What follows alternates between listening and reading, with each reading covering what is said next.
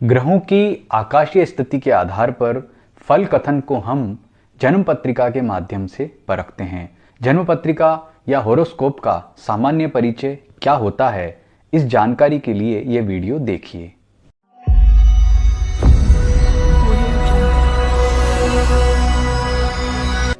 नमस्कार मित्रों, मैं हूं सुधाकर पुरोहित, आपका ज्योतिष मित्र। ज्योतिष डिविनेशन में आपका स्वागत है।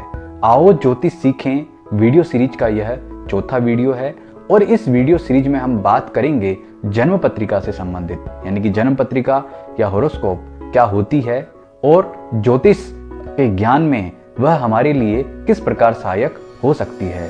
तो इस जानकारी के लिए ये पूरा वीडियो देखिए और अभी तक आपने हमारे चैनल ज्योतिष डिविनेशन को सब्सक्राइब नहीं किया है तो वह भी अवश्य कर लीजिए और हमारी नोटिफिकेशन को प्राप्त करने के लिए बेल आइकन अवश्य क्लिक कीजिए। मित्रों, आओ ज्योतिष सीखें वीडियो सीरीज का यह चौथा वीडियो है। पिछले 3 वीडियो में हमने ज्योतिष की सामान्य जानकारी, ग्रह, नक्षत्र, राशि और इसके अतिरिक्त पंचांग, यानी कि पंचांग कैसे देखा जाता है, इसकी सामान्य जानकारी बताई थी। प्रस्तुत वीडियो में हम जन्म पत्रिका पर बात करेंगे। सबसे पहले आपको मैं बताऊं कि जन्म पत्रिका क्या होती है। ग्रहों की आकाशीय स्थिति को हम पेपर अथवा स्क्रीन पर जन्म पत्रिका अथवा होरोस्कोप के रूप में बताते हैं। इसको बनाने के तरीके, जिसे हम चार्ट कहते हैं, विश्व के अलग अलग क्षेत्रों में और भारत के भी अलग अलग क्षेत्रों में अलग अलग प्रकार के होते हैं, लेकिन प्रारंभिक भाव को लग्न कहा जाता है। लग्न से तात्पर्य आकाश में पृथ्वी के क्षितिज में जो राशि पूर्व दिशा में उदय होती है उस राशि का लग्न होता है, यानी कि उस भाव को लग्न कहा जाता है। 12 राशियों के जैसे जन्म पत्रिका में 12 भाव होते हैं जिन्हें हम हाउस कहते हैं। तो इन भावों की पृथक पृथक संज्ञा होती है। तो हम यहाँ बात करेंगे जन्म पत्रिका कैसे बनाई जाती है। यह विषय ज्योतिष गणित का है, मैथमेटिकल इश्यू है, इस पे हम बात नहीं करेंगे। हम बात करेंगे जन्म पत्रिका के भाव जो होते हैं, 12 भाव जो होते हैं, उनकी क्या संज्ञा होती है, नंबर 1 बात। दूसरी, अलग अलग फलों का विचार इन भावों से किया जाता है। और तीसरा, इन प्रत्येक ग्रह के कुछ नैसर्गिक भाव होते हैं। इन तीनों ही तथ्यों पर हम यहाँ बात करेंगे। तो सबसे पहले बात करते हैं 12 भाव पर। 12 भाव लग्न को आपको मैंने बताया कि जो पूर्वी क्षितिज है वहां जो राशि उदय होगी वह भाव लग्न कहलाएगा।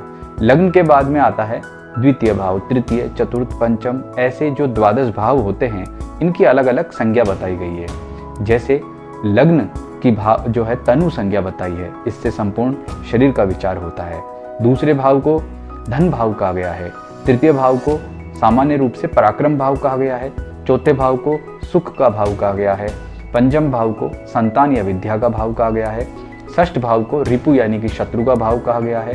सप्तम भाव को कलत्र या विवाह का भाव कहा गया है। अष्टम भाव को रंध्र अथवा मृत्यु का भाव कहा गया है। नवम भाव को भाग्य अथवा धर्म का भाव कहा गया है। दशम भाव को कर्म और पिता का भाव कहा गया है। एकादश भाव को लाभ का भाव कहा गया है और द्वादश यानी कि 12वें भाव को व्यय और चिंता का भाव कहा गया है। इन 12 भावों से अलग अलग भाव से अलग अलग विचार किए जाते हैं, यह आपको यहाँ बताया जा रहा है। इसके अतिरिक्त इनकी अलग अलग संज्ञा भी होती है। इनमें कुछ भाव शुभ होते हैं और कुछ भाव अशुभ होते हैं। जैसे 1, 4, 7 और 10, ये जो 4 भाव हैं, यानी कि मध्य स्थान के भाव हैं, इनकी केंद्र संज्ञा है। केंद्र संज्ञा और इन भावों को अत्यधिक शुभ माना जाता है।